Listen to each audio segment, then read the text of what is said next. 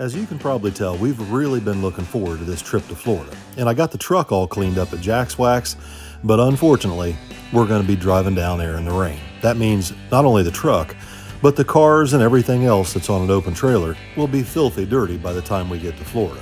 Although Billy's cars, which never get a bath, are sitting in the enclosed trailer, so he's good to go. I, on the other hand, knowing this was a possibility, made a trip to Jack's Wax and picked up everything I would need to clean the cars once we got to Florida. However, they never got loaded in the enclosed trailer. It's no big deal. I'm sure we'll be able to find someplace down there to get the cars cleaned up if it ever quits raining. And it eventually did by the time we got down into Virginia and North Carolina. We plan on stopping in Charlotte to stay the night in this real bougie hotel that Billy got us hooked up with. The hotel's really nice, albeit pretty expensive, and parking, well, there's plenty of that, so long as you don't have a truck and trailer. And we realized that as we turned off the main highway to go back towards the hotel. The hotel is surrounded by townhouses and these little strip malls, which is probably why it has its own parking garage. And Billy's starting to figure that out as we look for somewhere to park these two trucks and trailers. You see any spots to park? I did. Yeah, right there beside those townhomes. I guess Junior wasn't in the mood to listen to my sarcasm. Anyway, the search for a parking area for the trucks and trailers begins, and Big Brain Tanner has a solution. You're the big brain. Look at the fucking parking lot that I found. Hidden back behind the hotel, there was a fairly large parking lot, not intended for trucks and trailers, but more along the lines of all the cars that would be visiting and parking in the morning when all the local businesses open up. At this point, it's about 2:30 in the morning, and all of us are pretty tired. So the main thing we're focused on is getting a room, getting out of the trucks and trailers, and getting some sleep before we have to get up in the morning and hit the road again. However, when we got into the hotel, there was one of us that was irritable and slightly hungry. What's the matter? That ramen you can buy at Walmart for $1. They want $5 for it. Well, he was trying to tell us. He was trying to tell us. Tell him. Tell him. This guy's being too nice. Tell him. Tommy's trying to raid the food shack over here, but the prices are sky high. Oh, Tommy's putting it all back. You got complimentary breakfast in the morning? No, sir, I apologize. We do. Oh, Steve, you've struck out. No complimentary breakfast for you. Well, Tanner didn't sleep in the truck, but I wish I would have. Although he's got some kind of an apparatus strapped to his schnoz to keep him from snoring, he still manages to saw some logs. He got up the next morning, took a shower, and commenced his self-groping, apparently to help get himself awake, at least enough to operate the elevator controls. Steve was a little grouchy when we got in last night, but after getting a few hours of sleep, he's in a little bit better mood, or at least he was. Hey, Steve. Come here. We're missing the hubcap, aren't we? Look at that. Good for you. Good for you. Well, it only had like 2 of them holding it on, so I knew it was bound to happen. What do you mean it only had 2 of them holding it on? Steve had the front wheels off before we left to put brakes on the truck and has an explanation. When somebody tries to put it on with an impact, it just destroys the threads. So they do this, and they just don't get tight. There's like, this one has like 3 or 4 of them holding on, but that one only had like 3 or 4 decently holding on, so good for me. Good for you. Good for me. Onward. So now we're on to the next problem of the day. When we pulled in last night, I had plenty of fuel, but Billy and the kids were definitely running low. Give me 2 hash browns for the bag. I heard it. That's how you do it. We ready to hit the road? Just gotta find some diesel fuel here where our fuel light's on, so. Oh. 30, 40 miles, so. Perfect. I didn't want to have to stop again right before we get to the hotel, you know? Yeah. That would inconvenience me at 4 in the morning when no one is out.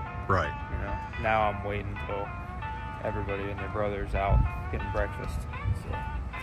Thankfully, we managed to get out of the parking lot before it filled up and got back on the highway.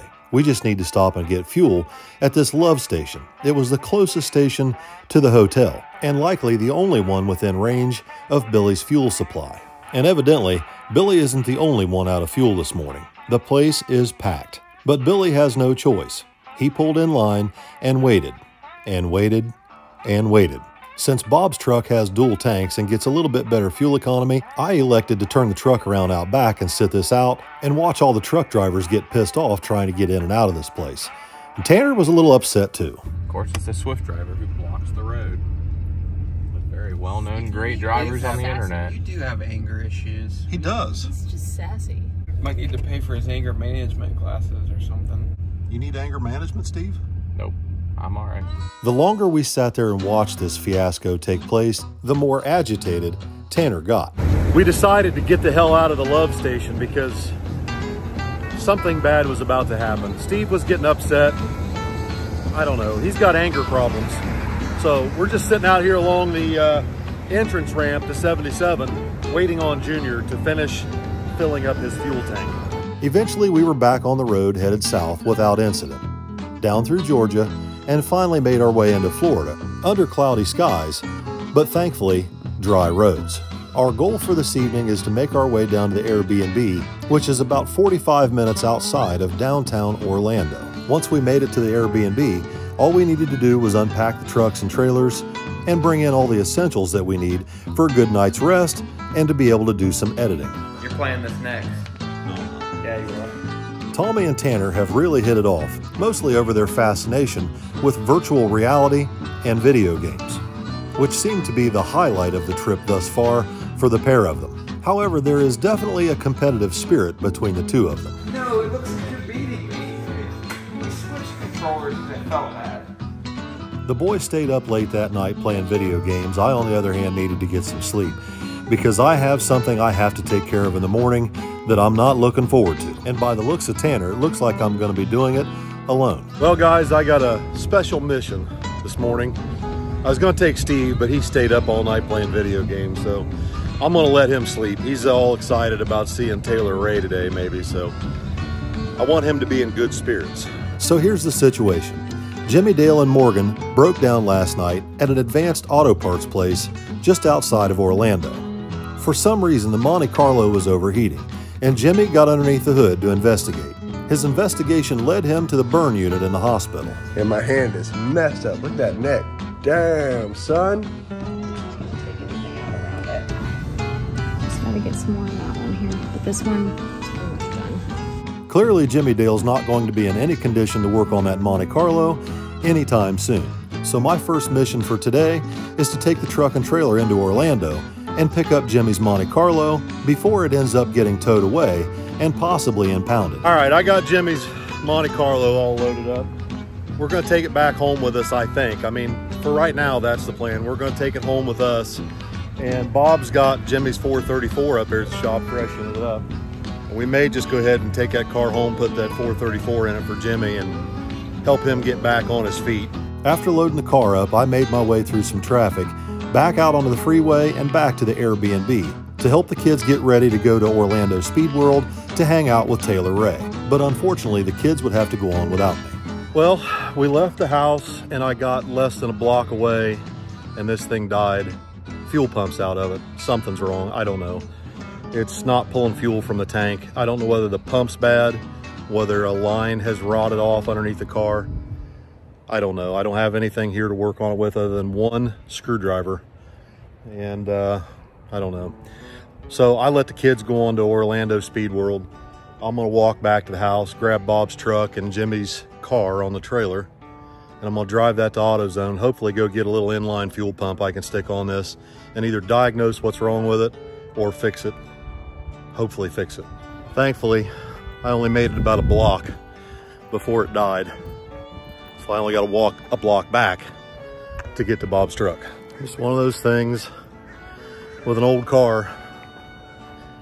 You know, I haven't driven that car, but maybe 20 miles since we bought it.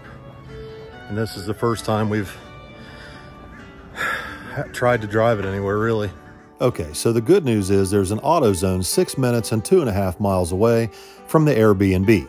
So I jumped in Bob's truck and took the truck and trailer down to AutoZone to hopefully go pick up some parts to fix the El Camino and get it back on the road. It's kind of ironic that I'm having all these problems because I just had a talk with Jimmy last night about working through adversity and making the best out of every situation. Just had this talk with Jimmy just yesterday. It's adversity. Suck it up. Make the best out of it. Don't waste good content. So I'm doing the best I can to keep a positive attitude and work through my problems knowing I've got this a whole lot easier than Jimmy Dale, especially since all I've got to do is replace his fuel filter with an inline pump.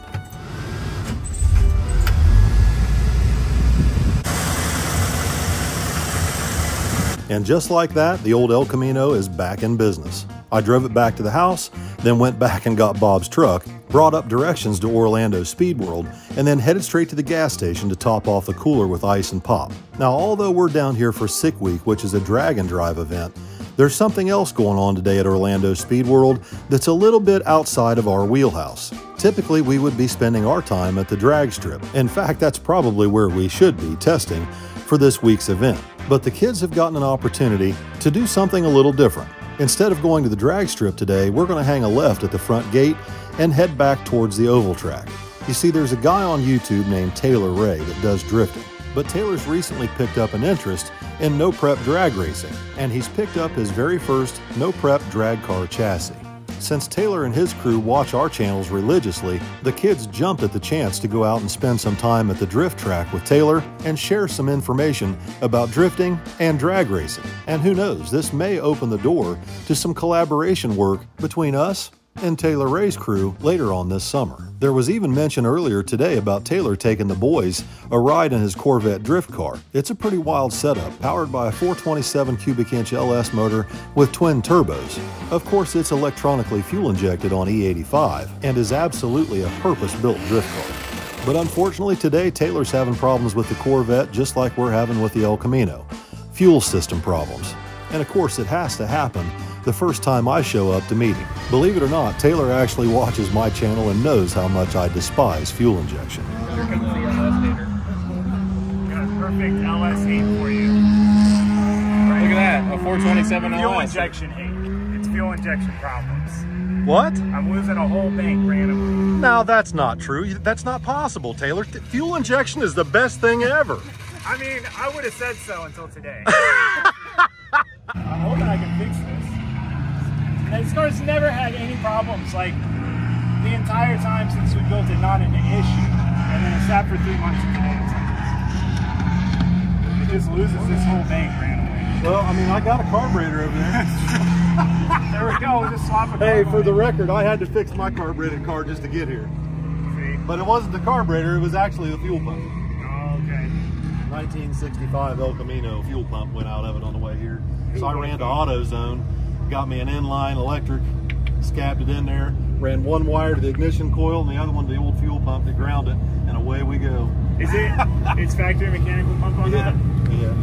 I have this car with carbs. They're like bike carbs, but I have so much trouble with the fuel pump situation. I have a carb fuel pump, but it just overflows the bowls and like it doesn't shut off. I have like an inline regulator. Yeah. Like all our stuff's return style. Is that do you not run return stuff on carbs? Oh yeah, I run return on everything. Okay, so Yeah. maybe I just need to run a return. That's what I'm If thinking. you try and deadhead stuff, it don't work out so good. I don't see how this could possibly regulate the pressure if it's just in line. Right. Like, it doesn't make any sense to me. Right. Okay, so I'm not crazy. You're not crazy. I'm like all Maybe a little. A little for sure. Just like every carb regulator I find is like that, like in and out. You know? But this, it'll go through a lap, and then in the end it'll just lose this whole thing. Really? It's weird. I don't know. We'll just pull this off and try to reach in here. Because with this fancy, Put a carburetor on it. all the wiring is behind. I know all about fancy wiring back in behind intakes and fuel injectors and plugs and sensors and This intake manifold, I love it because it fits under the hood. yeah. And like I got the car, it came with it. I didn't buy it, but it is the one non-serviceable item on this car. Like everything else we designed to be real easy to work on. Yeah. This not easy to work on. If I have to pull the intake manifold, I cry. And I'm really hoping I don't have to. But my coil pack connectors are underneath it, So you're gonna try it again, huh? I'm gonna try it again. Hopefully, this car has never given me any problems. Until this carburetor guy shows up. No, it's definitely that. That's what I'm gonna put it on. That's what the problem is. Tommy, what are you doing in there? You're taking him for a ride? See what he thinks. If it makes a lap, that's the biggest question mark here. Well, there's a big question hanging over your head, Tigger. It's whether or not this fuel-injected LS motor is going to run today. I know, it ran every other day.